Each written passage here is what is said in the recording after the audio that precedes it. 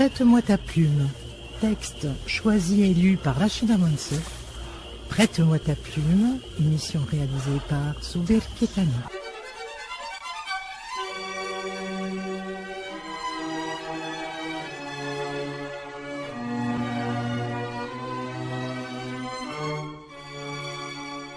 Prête-moi ta plume.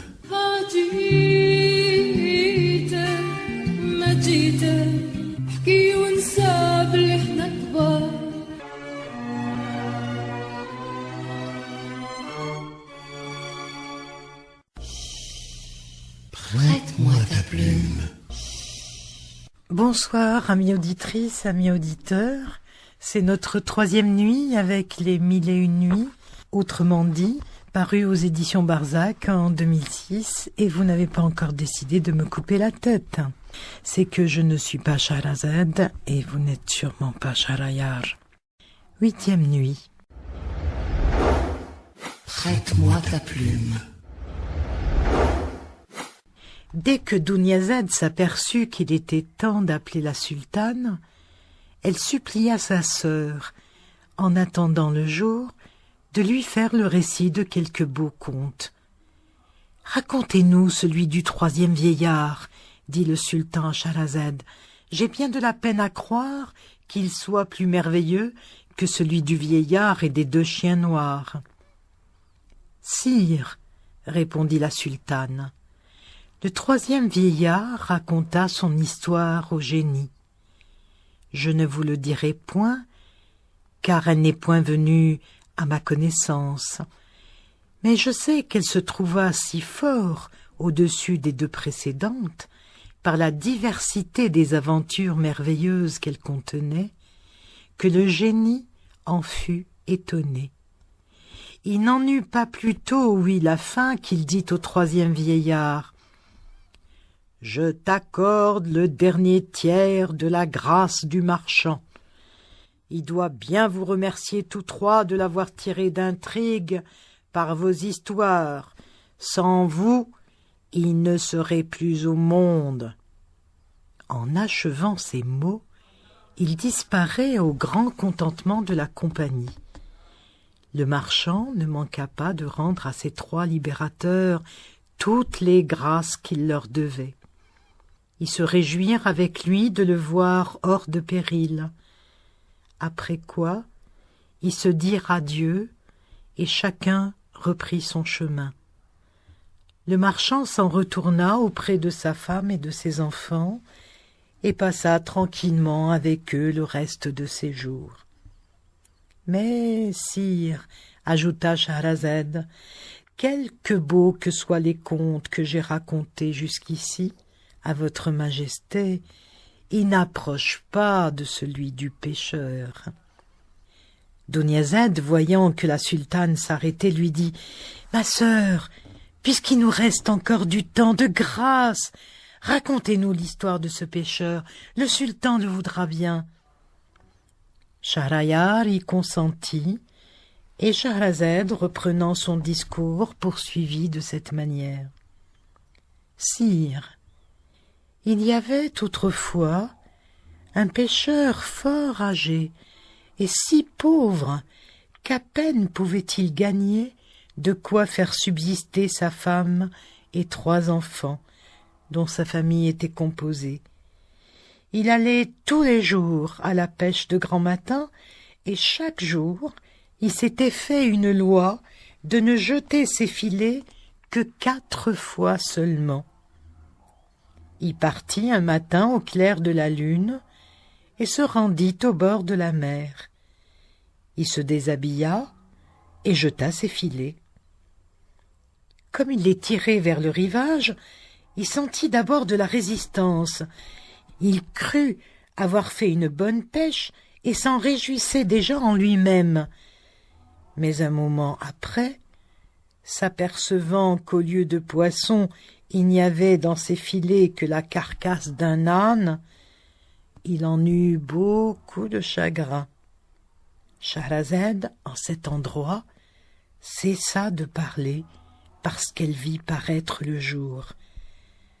« Ma sœur, lui dit Dunyazad, je vous avoue que ce commencement me charme, et je prévois que la suite sera fort agréable. » « Oh, rien n'est plus surprenant que l'histoire du pêcheur, répondit la sultane, et vous en conviendrez la nuit prochaine, si le sultan me fait la grâce de me laisser vivre. » Schahriar, curieux d'apprendre le succès de la pêche du pêcheur, ne voulut pas faire mourir ce jour-là Shahrazad.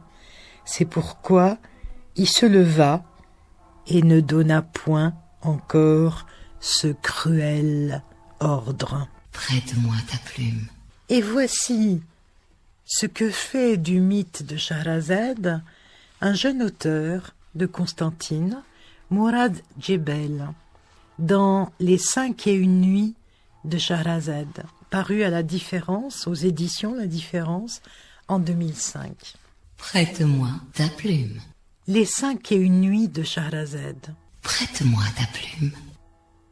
Après qu'ils se furent attablés tous les deux, dans un coin isolé, toujours aussi observateur, il allait lui dire, pour détendre l'atmosphère oppressante, qu'elle avait réussi à réconcilier les pupilles en bisbille de l'un des types assis en groupe.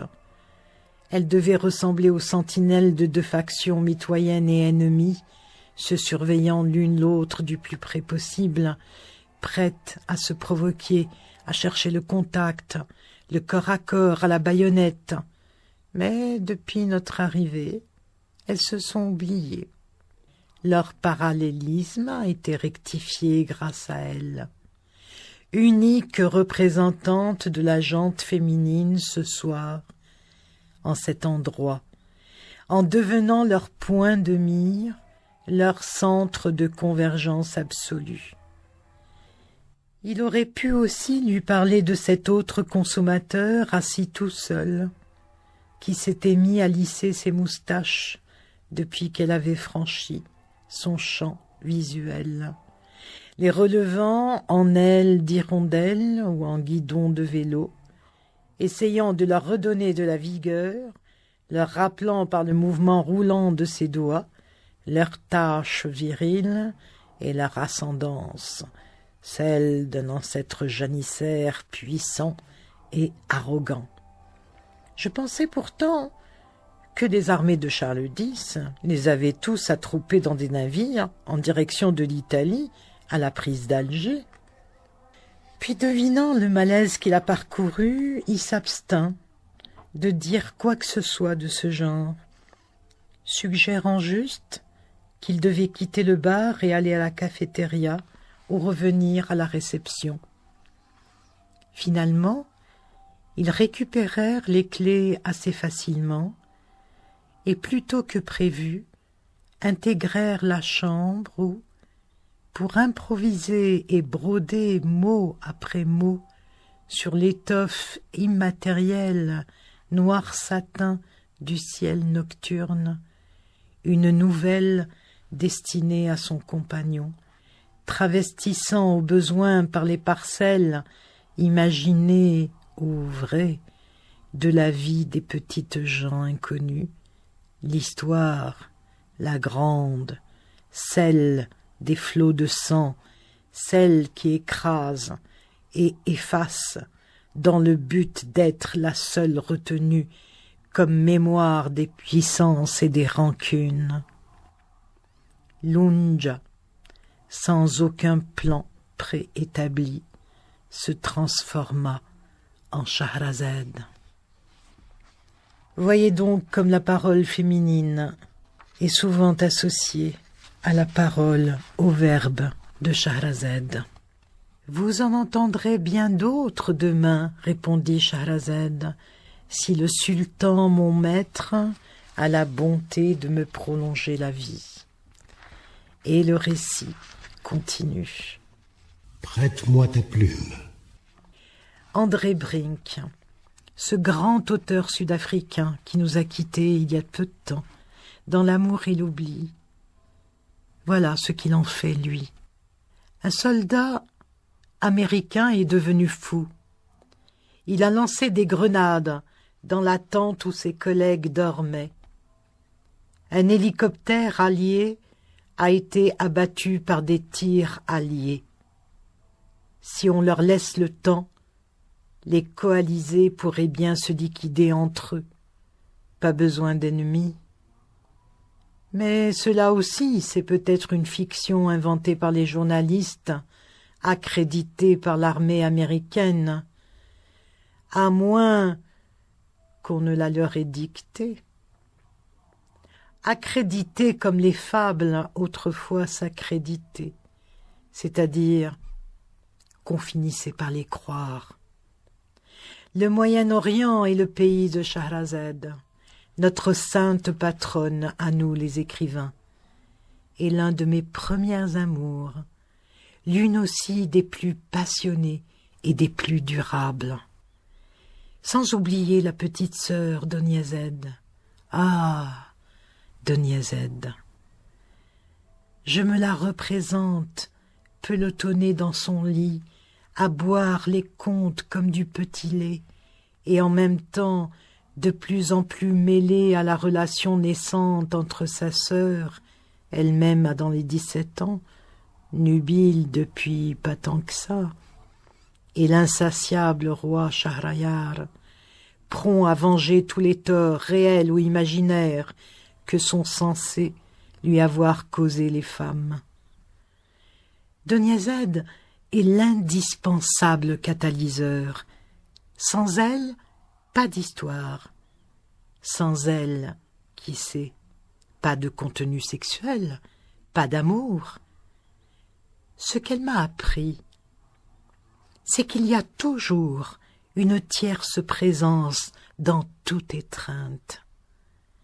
Je ne veux pas dire le souvenir d'un précédent amour ou la pensée d'un prochain, pas un être de chair et d'os, simplement l'image d'un autre possible, l'image d'une innocence qui par définition est déjà perdue. Ce n'est jamais seulement toi et moi. Doniazed est cet observateur qui rend l'amour possible. La morale de tout ça, c'est que Shahrazad a eu 3 enfants. Raconter des histoires peut être risqué. Les ténèbres baient de tous côtés. Je me représente la petite sœur là, avec eux, bras maigres autour de ses genoux de garçon manqué, petit minois fasciné, ses grands yeux noirs n'en perdent pas une miette. Prête-moi ta plume. Et Abdel Fattah Kilito, dans l'œil et l'aiguille, dans son essai sur les 1001 nuits, paru aux éditions La Découverte en 1992, qu'en dit-il dans le livre infini? On a dit que personne ne pouvait lire les 1001 nuits d'un bout à l'autre sans mourir. À l'origine de cette vieille superstition, il y a peut-être la constatation du fait, assez général, que nul n'a suffisamment de patience pour lire le livre dans sa totalité. Mais il y a aussi l'idée qu'il ne doit pas être lu. Sans doute parce qu'on le jugeait futile. Certes, on peut en lire une partie sans risque. Sinon, tous ceux qui ont peu ou prou lu les nuits, c'est-à-dire tous les lecteurs du monde, seraient déjà morts. Mais une lecture intégrale ne peut conduire qu'au trépas. Que le lecteur se rassure. Il ne mourra pas à cause des nuits, car, le souhaiterait-il, il ne pourrait jamais venir à bout de ce livre éclaté, corpus d'innombrables manuscrits, éditions, traductions, additions, exégèses et réécritures. Il y aura toujours un autre texte des nuits à découvrir, à lire. La condamnation superstitieuse se perd dans les méandres d'un livre qu'on a considéré à juste titre comme infini. L'interdit prononcé contre les nuits est un hommage involontaire qui leur est rendu, une reconnaissance de leur pouvoir. On ne lit pas ce livre comme on lit les autres. Il a quelque chose de magique, donc de redoutable. Et en cela il est comparable au livre où est inscrite la destinée de chaque individu. Sa fin coïncide avec le moment de la mort du lecteur. En ce sens, la mort est la rançon de la lecture, c'est-à-dire de la vie. Vous attendiez-vous à une telle définition de la lecture et de la fin de la lecture? Prête-moi ta plume. Prête-moi ta plume. Prête-moi ta plume. Jamal Din Benchir, dans Les Mille et une nuits ou la parole prisonnière. Ce murmure comme en écho. Shahrazad est l'instrument d'une nécessité. Les reines assassinées n'en finiront pas de murmurer par sa bouche.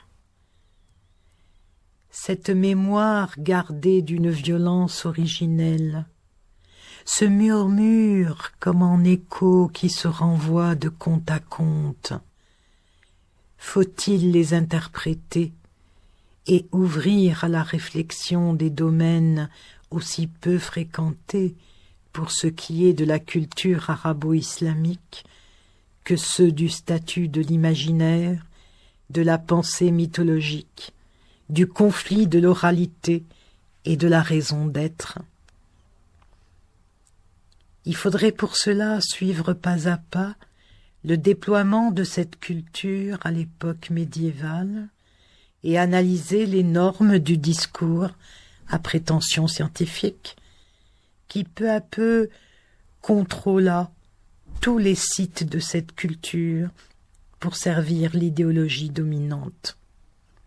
Nous pourrions sûrement alors déchiffrer quelques pages de l'histoire occultée, du désir tel qu'il s'est rêvé. Nous serions en mesure de voir comment le conte et quelques rares autres textes, cédant le devant de la scène aux écritures de l'efficace et du bien-dire académique, ont préservé leur propre imagination et déjoué la surveillance.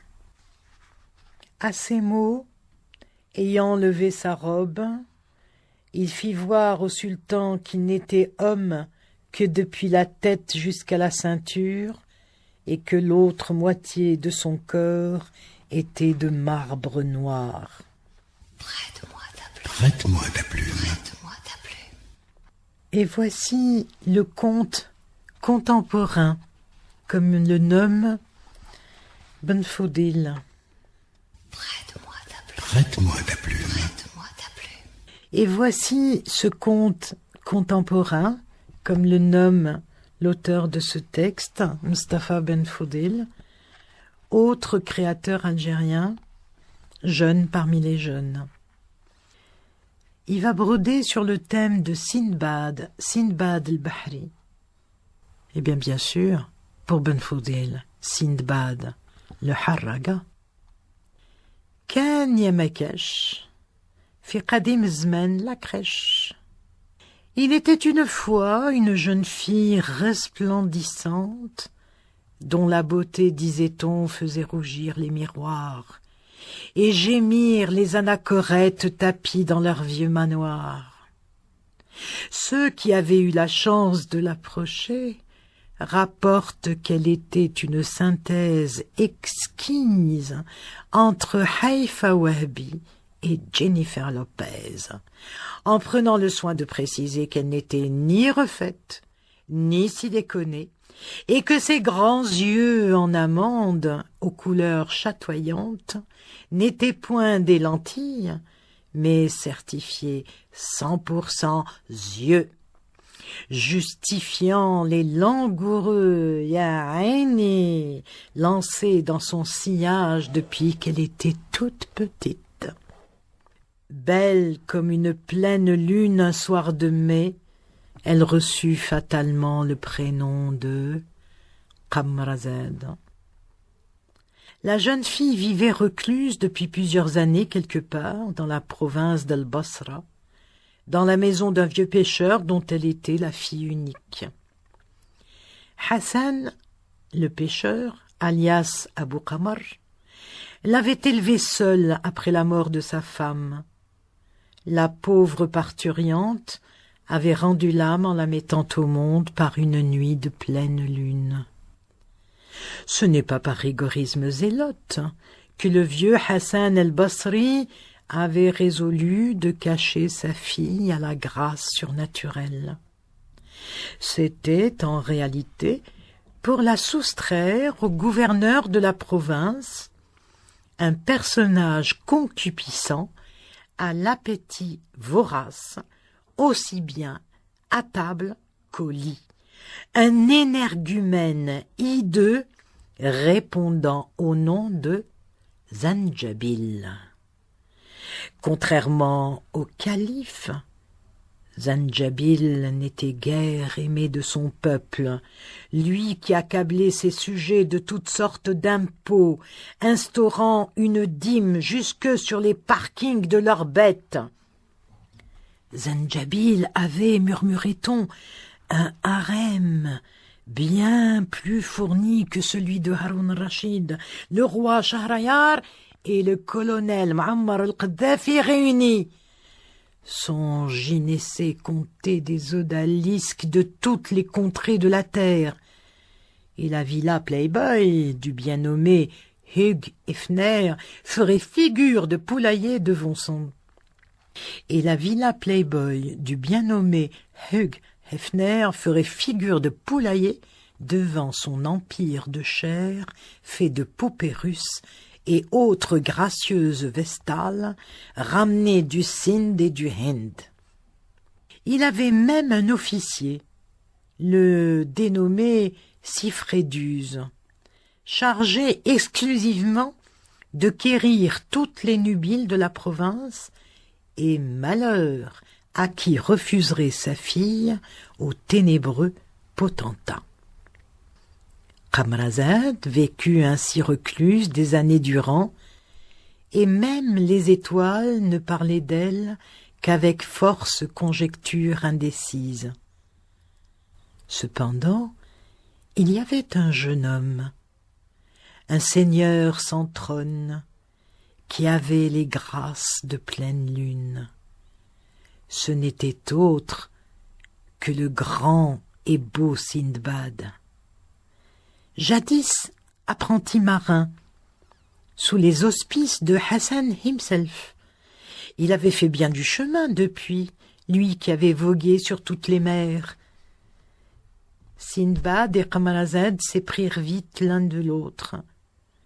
Le fougueux navigateur n'attendait que le moment d'achever son 7e et dernier voyage pour aller demander sa main au brave pêcheur.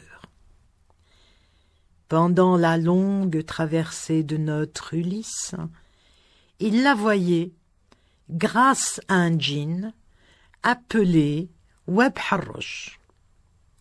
Ce djinn avait le pouvoir de le connecter sur sa dulcinée de quelque contrée qu'il fût. Pour cela, il lui suffisait de frotter une lampe à pétrole avec la toison d'une souris magique, et les deux félins d'entrer en communion visuelle comme par le truchement d'une webcam. Et comme les deux tourtereaux s'aimaient comme chat et chatte, Web Harrosh baptisa leur passion du nom de ce félidé paresseux. Cette belle idylle dura jusqu'au jour où la connexion fut brouillée par un nuage funeste. Zanjabil le moche, promu entre-temps grand vizir, finit par débusquer l'existence de Kamrazad par un espion de charme. Il la fit aussitôt enlever. Alerté de ce désastre, Sindbad accourut et tenta de sauver au péril de sa vie la belle Kamrazad. Il fut arrêté et emmuré dans le cachot d'un donjon inexpugnable. Au terme d'un procès truqué, il fut condamné à la peine capitale sous le chef d'inculpation de conspiration contre la sûreté du califat, appartenance à une secte séditieuse et intelligence et espionnage pour le compte de Ben Ladar, un chef tartare qui jurait d'avoir la tête de Haroun Rachid en personne et le sceau du califat suprême.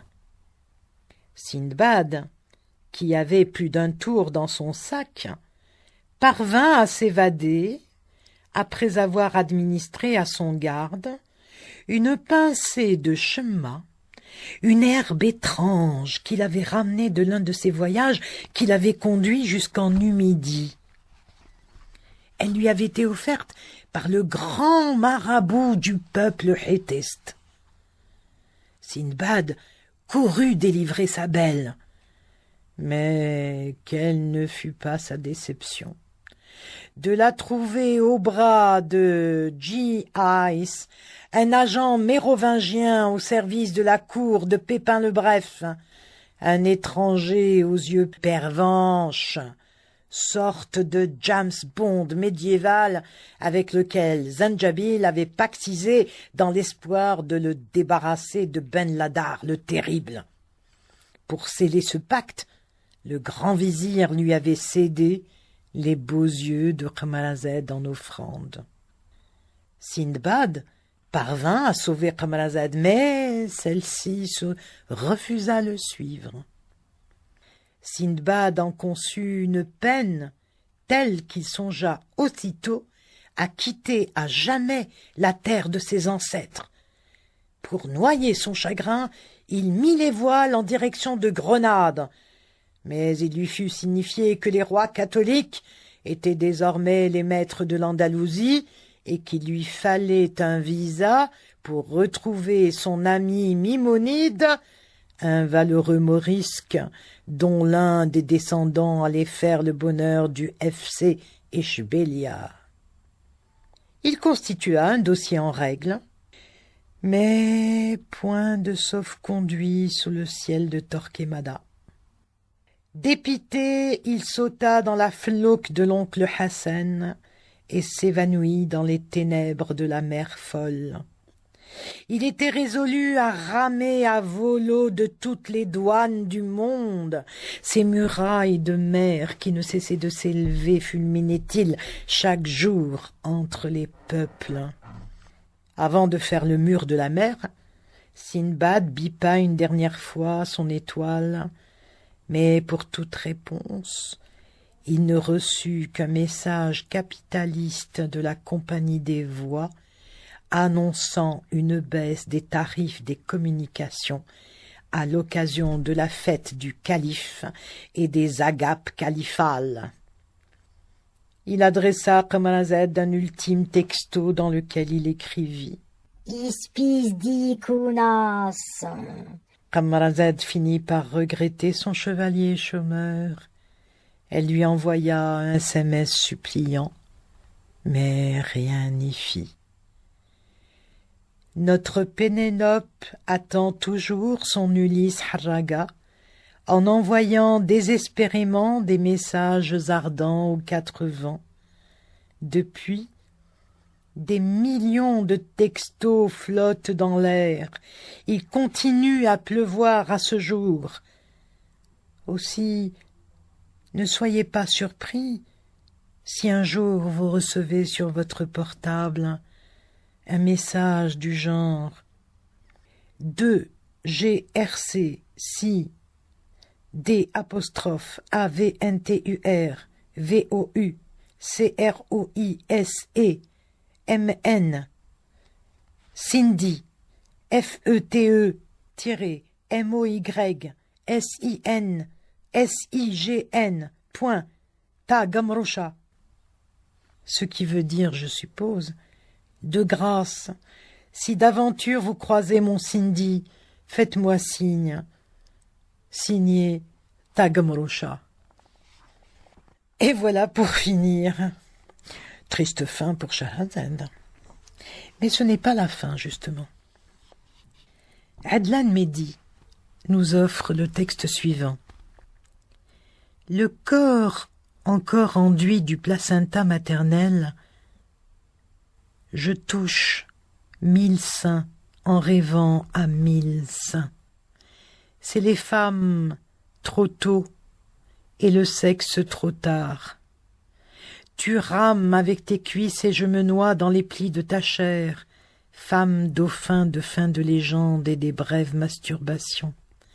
Désert des barbares, s'endort sous mes peines ton dos surveillé par tes frères, avec des braises entre les mains et dans les yeux.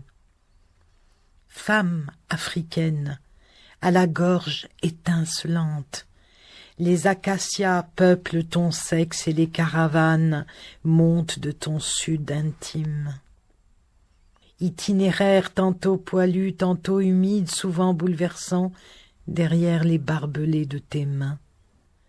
Avec mon 4x4 en chair, des blasphèmes sous les doigts et des muscles en argile, je débrousse ta jungle en coupole et tes gestes convulsifs. Dansons sur les cadavres des draps, disposés en cartographie fétiche, pour reprendre l'assaut de la forteresse humide.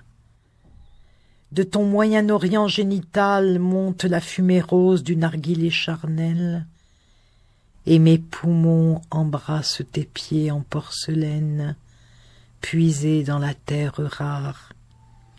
Âme, arc-bouté sur mon bassin haletant, tu perds le nord en léchant mon sort, et perdu dans ton temps assoiffé de baisers de morsures, je me fais jaguar, je me fais papillon. Je me fais crépuscule entre les monticules en V de victoire de tes cuisses. Amant perdu, perdant son sexe au fond de ton destin, ramassant ses muscles comme les pages du journal du matin chaotique. Arrive le soleil des yeux et l'orgasme des excentrations nerveuses, larmes de plaisir et cuisses à flétrir. Jouir, fuir la lumière, vertige, lune ocre et rose, drap collé au plafond de la chambre et de l'extase finale. C'est la faim et les morts, le souffle et la cigarette. Complètement kitsch. La salle de bain, l'eau qui croule sous tes pieds. Passe-moi ce texte pour m'essuyer. Ne plus se regarder. L'univers est né aveugle. Prête-moi ta plume. Et Habib Ayoub, cet autre écrivain algérien. Prête-moi ta plume. Le quinquet, l'obol et l'astrolabe. Prête-moi ta plume. De l'étage à travers les moucharabiers, Shahrazad suivait la progression arranante de Shahrayar monté sur sa trottinette viennoise. La montée était en effet trop rude pour le vieux satyre que le prince était devenu depuis quelques mois. Shahrazad sourit en le voyant, à l'aide de sa canne à pomodore, cogner un bon moment sur l'immense portail de bronze afin de se faire ouvrir. Nul domestique n'alla ouvrir. Encore une nuit de gagnée. Une journée et une nuit, songea la vieille fille qui avait découvert cette astuce pour éviter de fréquenter le prince d'un peu trop près. Pendant des années, en effet, l'idée fixe de Shahrazad avait été de tenir jusqu'au matin pour qu'enfin, avec le chant du coq, Shahrayar se décida à sortir afin de rapporter son journal et sa boîte de chic au tabac du coin. Le prince était sur le point d'en avoir ras-le-bol de toutes les femmes et de Shahrazad en particulier, car il avait eu beau lui promettre de lui accorder la vie sauve en l'épousant, rien n'y fit. Et voilà qu'il se retrouvait, malgré la bise mordante, recroquevillé sous le porche de son propre palais. Il se résigna à piquer un somme en attendant le matin. Il se mit à pleuvoir. Un homme déguisé, en passant, lui mit une grosse pièce d'argent dans sa main, ouverte par le sommeil. Il l'avait sans doute pris pour un mendiant. Shahrayar pensa trop vite. Mon peuple est généreux. Avant de se rendormir, il se promit de faire couper le kiki de Shahrazad. Il ne se réveilla en sursaut qu'au passage tonitruant d'un groupe d'astronomes qui traînaient leurs astrolabes dans des brouettes en zinc, dans un tintamarre d'enfer. L'un d'eux, sans doute leur chef, car nettement plus âgé, et, il les précédait, trébucha et tomba, lâchant le quinquet qu'il tenait à la main pour s'éclaircir la voix durant l'audience que lui avait accordée le prince en ce jeudi d'hiver. Du quinquet sortit un diable anglais, qui parlait anglais naturellement, une langue que nul ne comprenait dans la contrée, sauf le prince Shahrayar, qui avait beaucoup voyagé.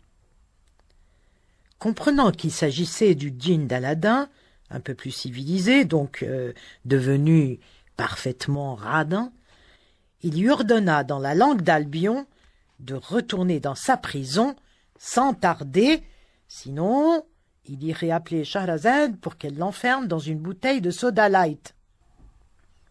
Le djinn, qui savait comme tout le monde que quelques femmes connaissaient l'art d'enfermer les diables dans des flacons de verre, supplia le prince de lui épargner pareil supplice. Sa dernière réclusion n'avait-elle pas duré plus de 3 siècles, pour se terminer quelques instants auparavant?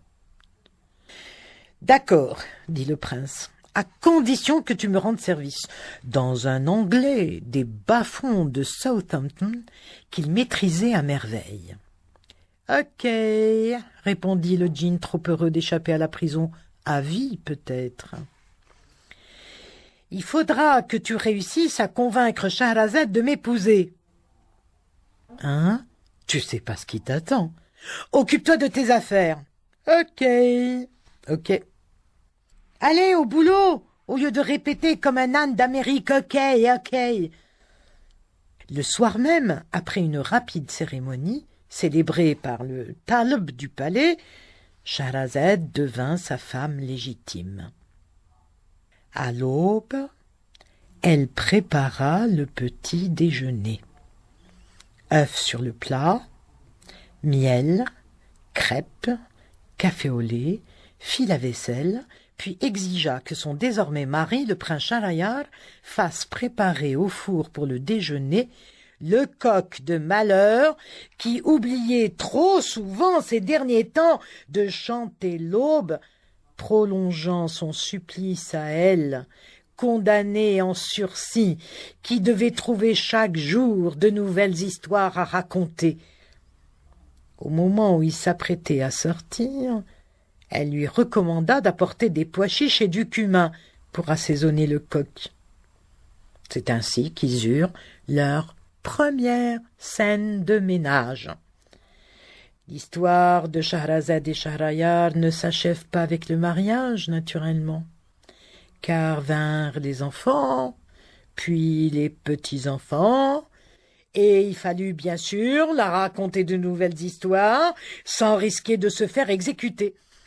Mais ce fut depuis cette fameuse journée de vent et de pluie que la trottinette viennoise qui appartint à Shahrayar fut scellée sur le parvis du palais, ainsi d'ailleurs que le quinquet, l'astrolabe et l'obole offerte par le généreux inconnu. Voilà ce qui advint des mégères appelées Shahrazad, d'après Habib Ayoub. Prête-moi ta plume. El-Mehdi Acharchour lui dédie un poème. Prête-moi ta plume. Quelle nuit pour t'écrire. La route est seule. Les sens pleuvent.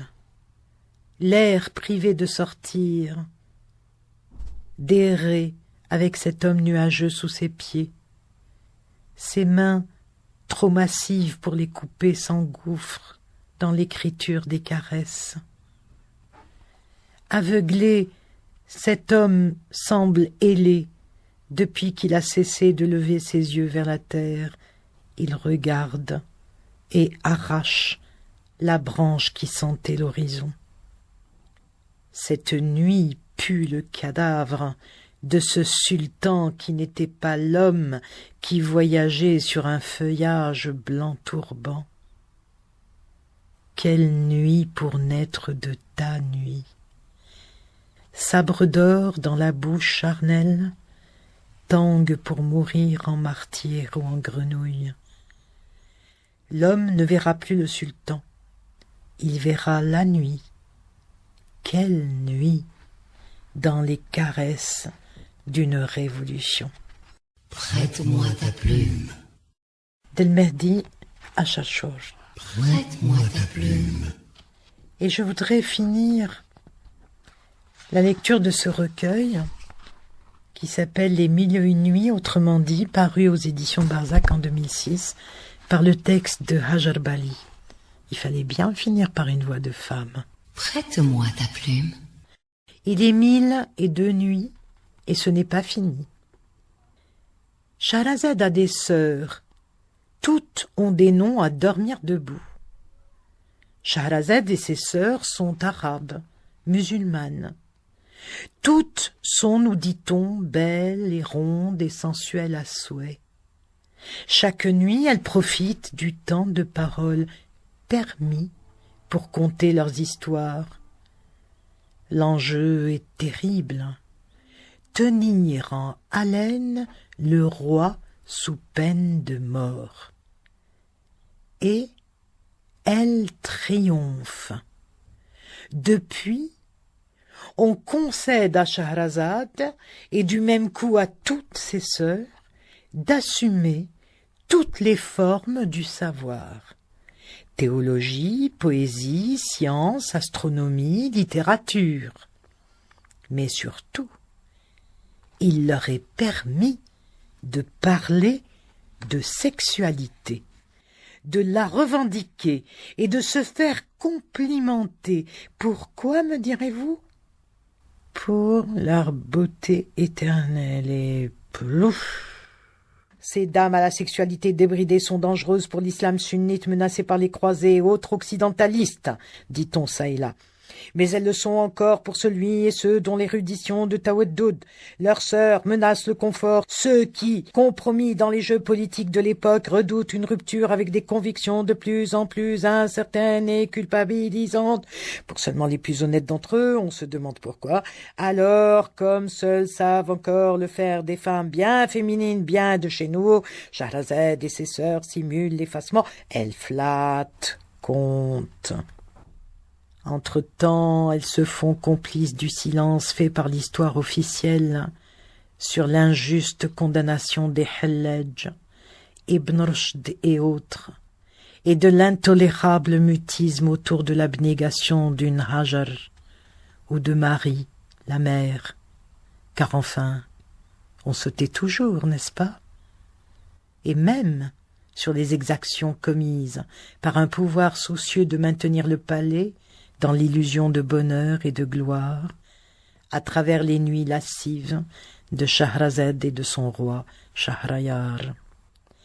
Il manque probablement un élément au registre de Shahrazad.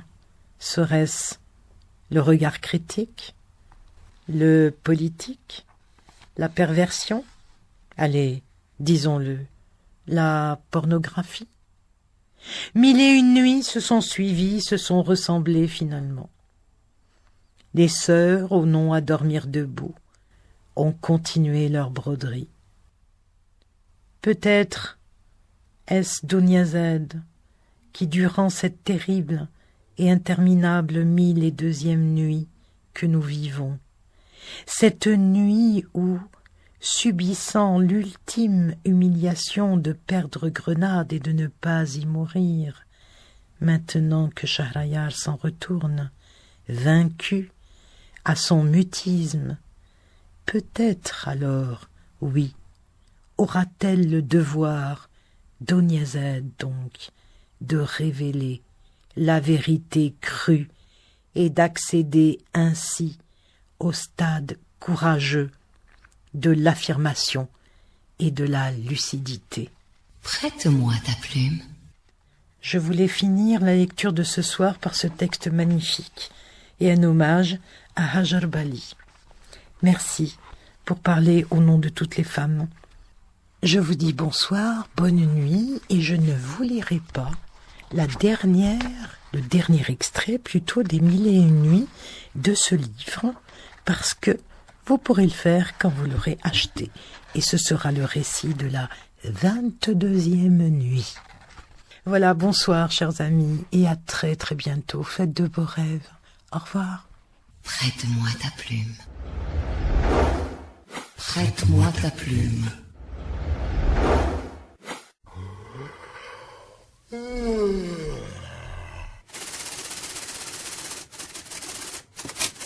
Rachida Monsef, prête-moi ta plume. Texte choisi et lu par Rachida Monsef. Prête-moi ta plume, émission réalisée par Souber Ketani.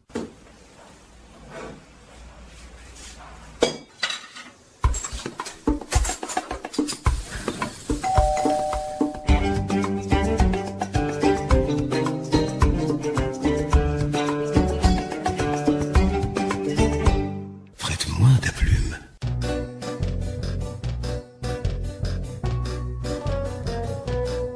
سلاني قاع كانوا حابسين كيفي ما يخدموش خلاص تريسيتي الغاز مقطوعين توحشت القهوة بالأفراس والشر عند الباب يعس ويقابر كيفاش نقيبس ساعتي قربت تصوني دورتها باندي سامحوني ساعتي قربت تصوني دورتها باندي سامحوني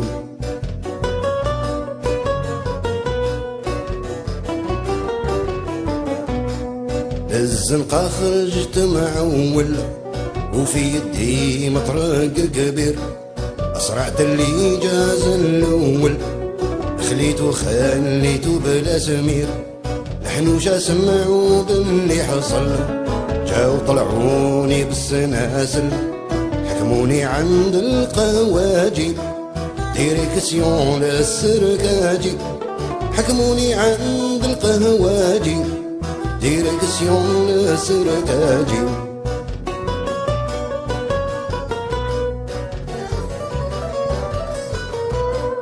السفلان ولا اللافنتان كيشو ماركي مال خدام كامل قالوا هاد الإنسان حكموا عليه بالإعدام زي القاضي حنان شوية كي حكيت له قاع الميزيرية قال لي انت من المجرمين لازم تخلص 10 سنين قال لي انت من المجرمين لازم تخلص 10 سنين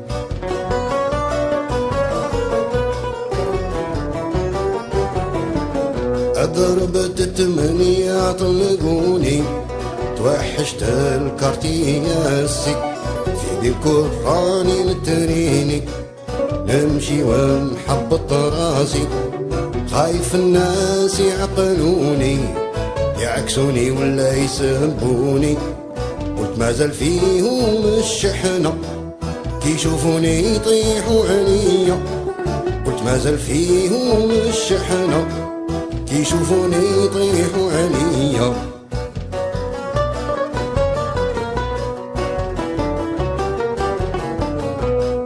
لقيت واحد وليد حومة قال لي مرحبا بك يا علي واحد اخر قال لي عالسلامة كنا خايفين جامي تولي قلت ما بانتني حاجة كاين الأحباب في هاد الدنيا، حطيت قاعي في الطروطوار وخليت دموعي تفور، حطيت قاعي في الطروطوار وخليت دموعي تفور.